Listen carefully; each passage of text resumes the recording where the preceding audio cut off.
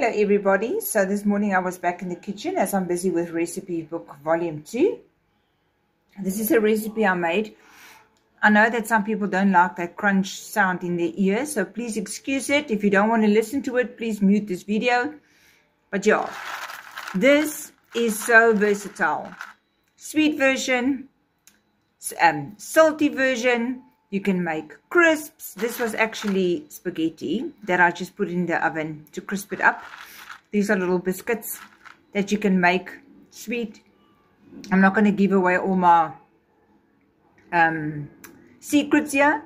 You have to wait for volume 2. But yeah, this you can use to make cinnamon buns, which will also be in the recipe book. Samosas, that's going to be in the recipe book. Little sausage rolls, that's going to be in the recipe book. You can use it as wraps, you can use it as lasagna sheets, you can do anything. And the lucky thing about this is you can use it from the first day of Dukan.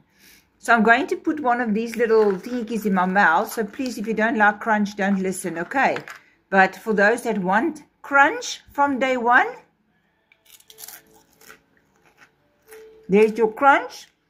And you know what? These I added some garlic powder. And are absolutely delicious and guilt-free.